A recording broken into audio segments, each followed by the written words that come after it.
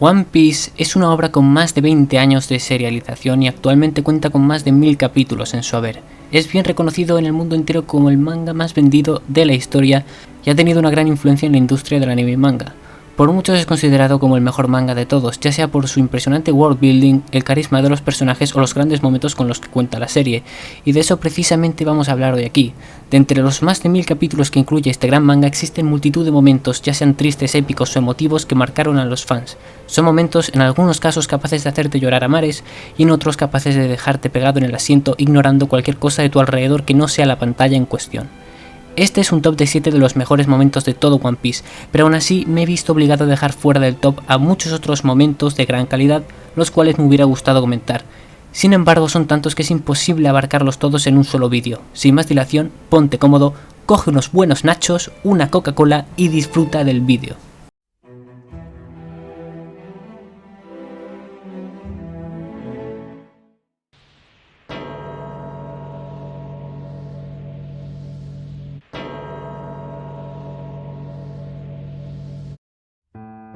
Luffy toca la campana de Shandora.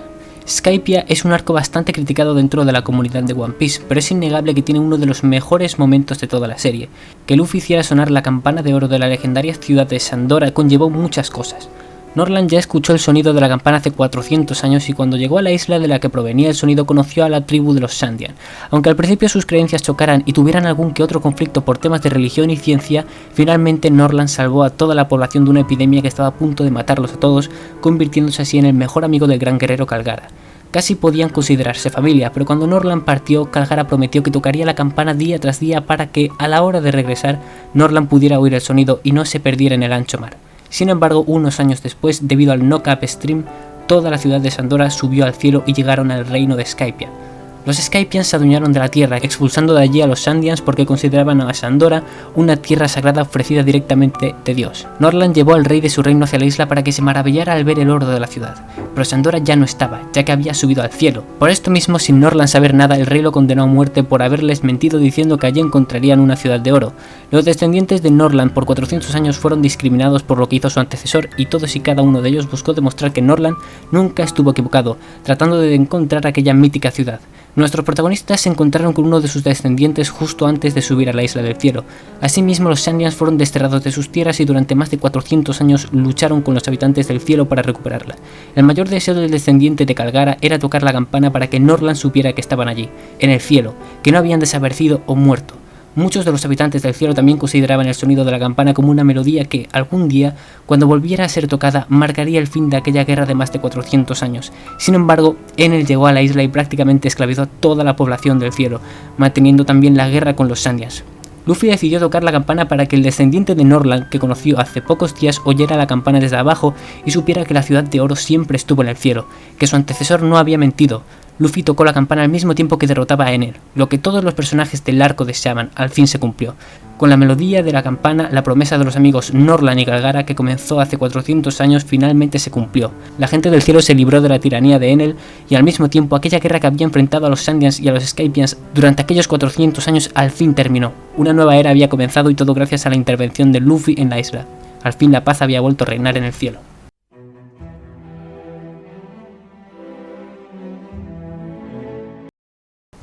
En este puesto ha habido un empate entre dos momentos, el puñetazo de Luffy al Tenryubito y el puñetazo de Luffy a Kaido. Estos son dos momentos bastante simples pero con una gran epicidad. Primero, el puñetazo al Tenryubito fue algo inaudito en su momento, ya que estos son la clase social más alta de One Piece, los descendientes de los 20 reyes que hace 800 años fundaron el gobierno mundial. Viven en una tierra denominada sagrada y se ponen cascos para no respirar el aire de la gente común. Ellos son capaces de realizar todo tipo de barbaries humanas sin ningún tipo de consecuencia. Su poder no tiene límites y si en algún momento les pones la mano encima, alguno te perseguirá un almirante de la marina, los que son considerados como el mayor poder militar del gobierno mundial. En Sabaody, los piratas más prometedores del mundo, los supernovas, no se atrevieron a tocarles e incluso se vieron obligados a arrodillarse ante ellos, mientras eran testigos de cómo estos maltrataban a sus esclavos. Aún así, llegado el momento, cuando Hachan, un amigo de Luffy, fue abatido por uno de los Tenryubitos por el simple hecho de ser de la raza de los Gyojin, este caminó hasta el Tenryubito y le pegó un puñetazo que lo mandó volando. Muy simple pero directo, Luffy golpeó a un ser al que no se debe golpear por defender a uno de sus amigos, y poco después a Sabaody llegó la mayor fuerza del gobierno, pero eso es otra historia. Mientras tanto, el golpe de Luffy hacia Kaido es también bastante similar. Luffy llevaba diciendo durante toda la serie que algún día se convertiría en el rey de los piratas y cada vez que lo decía la gente se burlaba de él. Era un sueño demasiado grande para alguien como él, sin embargo por fin llegó a la cima. Para convertirse en el rey de los piratas debía derrotar antes a los Yonko, los 4 piratas más poderosos del mundo, los cuales tienen tripulaciones masivas y poderosas. Cuando Luffy enfrentó a Kaido, uno de los Yonko, al fin era el momento de demostrar que no era solo un principiante, que realmente podía derrotar a uno de los 4 pilares del nuevo mundo. Sin embargo, no logró hacerle ni un solo rasguño y fue derrotado de un solo golpe. Asimismo, Kaido había esclavizado durante más de 20 años al país de Wano. Dividió el país en clases sociales, haciendo así que la clase más pobre y humilde apenas pudiera comer en condiciones, obligándoles incluso a beber agua envenenada. Kaido asesinó hace 20 años a la esperanza del país, Kozuki Oden. Los vasallos del mismo fueron subyugados y asesinados. Obligó a la población a vivir una tortura constante. Por su culpa el querido Yasuye fue fusilado en frente de su hija y por su culpa también la ancestral ciudad de los Mink fue destruida, sometiendo a toda esta raza a una tortura constante, arrancándole un brazo y una pierna a los líderes de esta ciudad ancestral. Debido a las condiciones de Wano, incluso hubieron madres que se plantearon matar a sus propios hijos para que no sufrieran por el hambre constante. Los 9 vainas rojas se prepararon durante años para derrotar a Kaido y regresar la dignidad al país, pero no consiguieron nada, volvieron a ser derrotados, y cargando con todo ese peso, justo en el capítulo 1000, Luffy, después de haber entrenado durante semanas en la prisión de Udon, al fin dio un puñetazo a Kaido lo suficientemente potente como para herirlo. Todo el dolor de Wano y de los Mink se vio reflejado en ese puñetazo, al mismo tiempo que Luffy demostraba que era capaz de llegar a lo más alto del mundo pirata. Y efectivamente, al final Luffy terminó venciendo a este Yonko luego de una dura batalla. Pero eso es otra historia.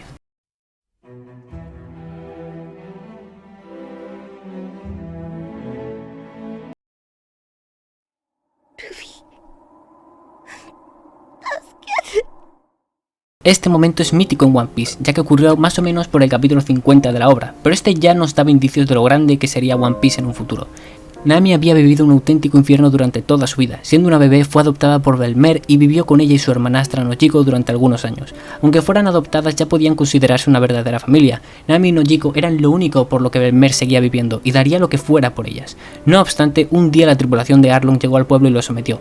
Arlong y los suyos querían venganza contra los humanos por todas esas décadas de opresión y racismo hacia su raza, la de los Gyojins. Descargaron todo su odio contra el pueblo de Nami, obligando a cada persona a pagar 100.000 berries. Sin embargo, Belmer era pobre y no podía pagar el dinero. Nami y Nojiko iban a escapar de la isla para que Belmer no tuviera que pagar su parte, pero al final las cosas no salieron bien.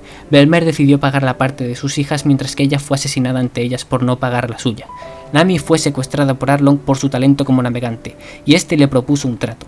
Si a lo largo de los años conseguía reunir 100 millones de berries y se los entregaba, liberaría al pueblo. Así, Nami estuvo durante años infiltrándose en tripulaciones piratas ajenas, tratando de conseguir el dinero necesario para liberar a su gente, aunque eso significara trabajar para la persona que había asesinado a su propia madre.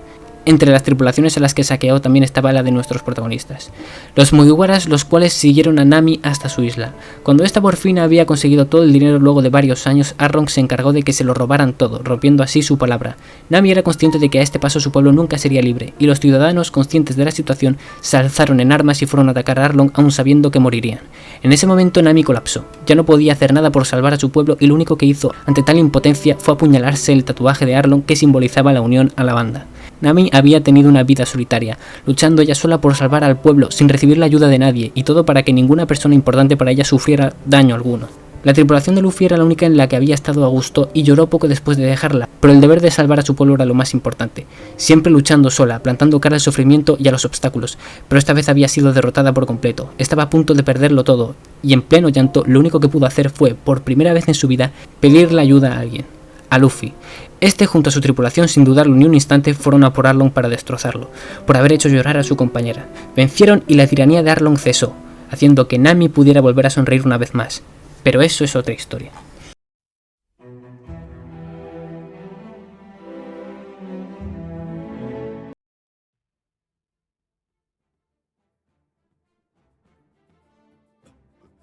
¡Nanda, con chinorio wa! ¡Oye! ¡Oye, ¿estás vivo? ¿A ese dónde está? ¿Aquí de nani ga atta? Nani mo agatta. Este momento es breve pero sumamente impactante. Zoro se unió a la banda en los primeros capítulos de la serie. Su sueño era convertirse en el mejor espadachín del mundo y tenía motivos muy profundos para serlo. Desde el principio dejó claro a Luffy que lo mataría si lo alejaba de su sueño y desde entonces vivieron cientos de aventuras juntos. fueron reuniendo una tripulación, pero Zoro continuaba centrado casi exclusivamente en su sueño. Para conseguirlo, en más de una vez puso en peligro su vida, sangró lo indecible, entrenó desenfrenadamente y sufrió un infierno con tal de avanzar en su camino. La disciplina que tenía era admirable. Con tal de sobrevivir y cumplir su sueño, estuvo dispuesto incluso a cortarse las piernas para escapar en un momento de crisis. Sin embargo, luego de haber vivido decenas de aventuras junto a su capitán Luffy, al fin llegó el momento. Un pirata mucho más poderoso que ellos, Kuma, llegó en un momento de crisis, justo cuando la tripulación acababa de enfrentarse a un poderoso adversario. Todos menos Zoro estaban inconscientes y Kuma exigió la cabeza de Luffy. Entonces Zoro hizo algo impensable hasta ese momento. En vez de dejar que Kuma se llevara a Luffy para librarse del peligro, decidió entregarse él y sacrificar su propia vida, su sueño y todo lo que había trabajado hasta ese momento con tal de que Luffy saliera vivo de aquella situación. La lealtad de Zoro en ese momento fue increíble. Aún así, lo que hizo Kuma fue sacar todo el dolor del cuerpo de Luffy, el que había sufrido en la batalla anterior, y hacer que Zoro lo soportara todo. Este último no puso ninguna pega, recibió todo el dolor de Luffy arriesgándose a morir y salió con vida. Cuando lo encontraron de pie, cubierto de sangre y al borde de la muerte, él simplemente dijo que no había pasado nada para no preocupar a la tripulación y porque lo que había hecho era simplemente su deber como tripulante y que se enteraran o no era lo de menos.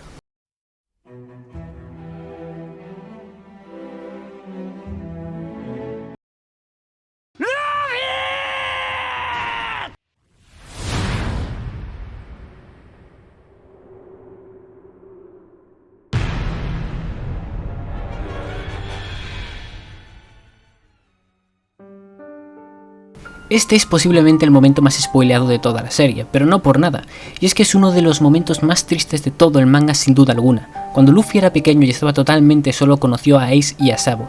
Los tres vivieron cientos de aventuras juntos en su isla y se convirtieron en hermanos tras beber juntos una copa de sake.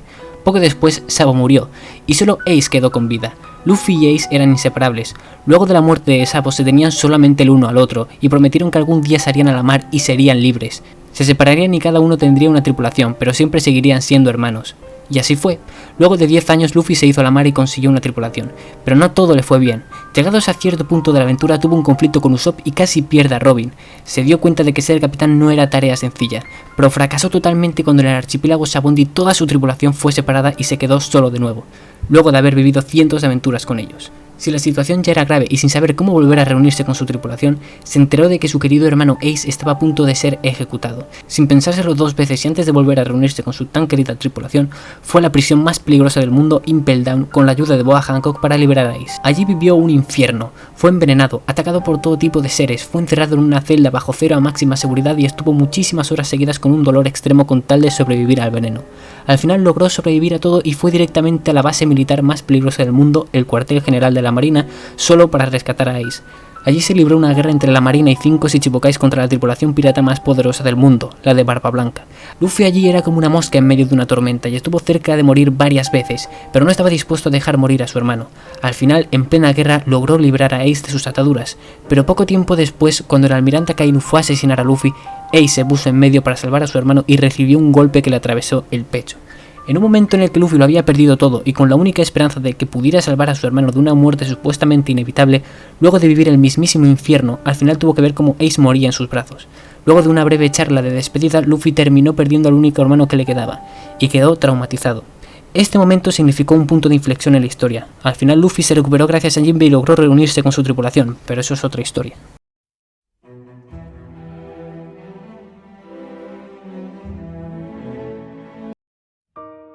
Por muchos este es considerado el momento más triste de todo One Piece, y es un claro ejemplo del gran talento que tiene Oda para la escritura. El Going Merry había sido el barco de los protagonistas desde mediados del capítulo 20.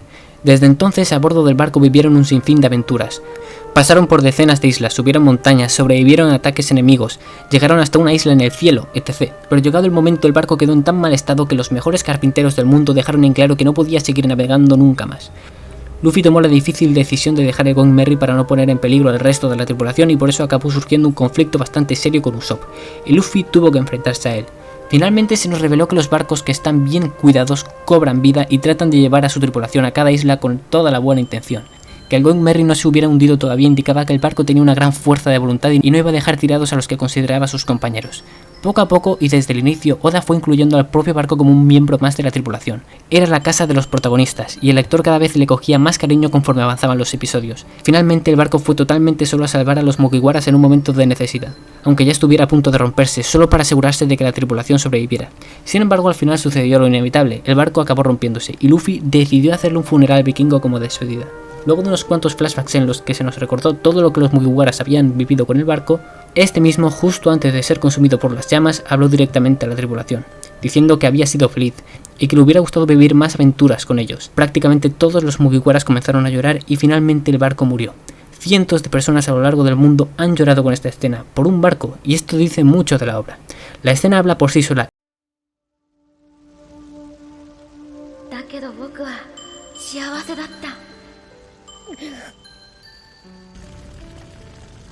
今まで大切にしてくれて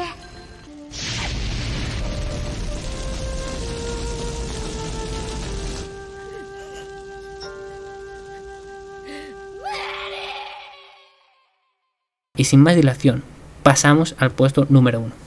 Realmente ha habido muchísimas escenas muy buenas en One Piece que me hubiera gustado meter en el vídeo, pero por temas de tiempo simplemente es imposible ponerlas todas. Aún así, este momento en concreto, en mi opinión, es hasta la fecha el mejor de todo One Piece, y no estamos hablando de tristeza o epicidad. Este momento, por sí solo, es capaz de hacer llorar de pura felicidad, cosa que ciertamente pocas obras son capaces de conseguir.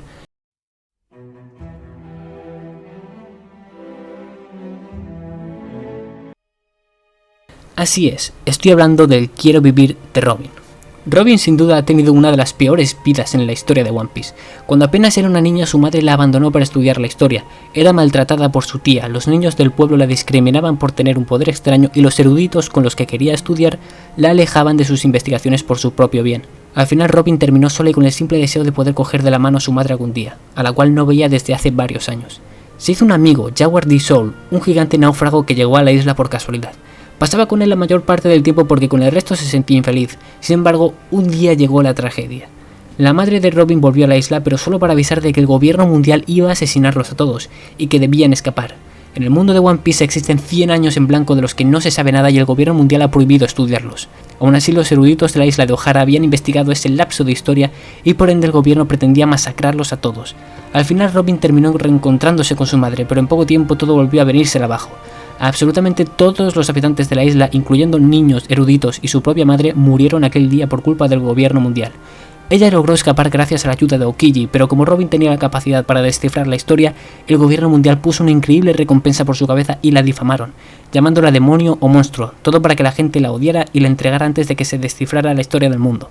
Su amigo Soul le dijo antes de morir que algún día encontraría compañeros con los que estar segura, pero por mucho que los buscara no los encontraba. Todos la traicionaban por la reputación que le había dado el gobierno. Durante años todos le desearon la muerte, todos maldijeron su existencia, constantemente rodeada de traiciones. Al final ella también terminó deseando la muerte y perdió las esperanzas en las palabras de Soul, pero al final encontró a los Mugiwaras. Ellos la trataron como ningún otro lo había hecho, la hicieron sentir parte de la familia, pero ella misma sabía que eso no duraría mucho.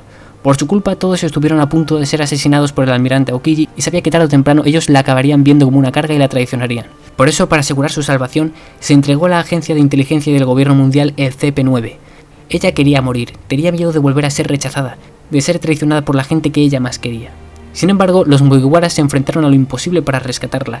Se metieron en la isla judicial Enies Lobby y enfrentaron a miles de soldados. Finalmente declararon la guerra a todo el gobierno mundial quemando su bandera, porque sabían perfectamente que ese símbolo es lo que tanto había atormentado a Robin durante toda su vida.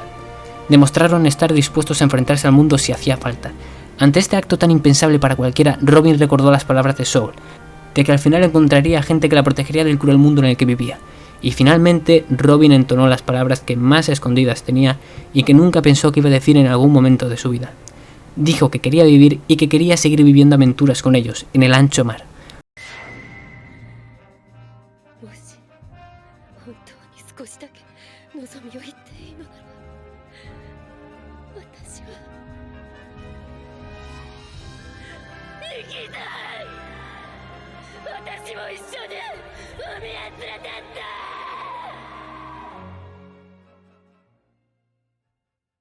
Poco después, los Mugiwaras se enfrentaron al CP9 para rescatarla en una batalla épica, pero eso es otra historia.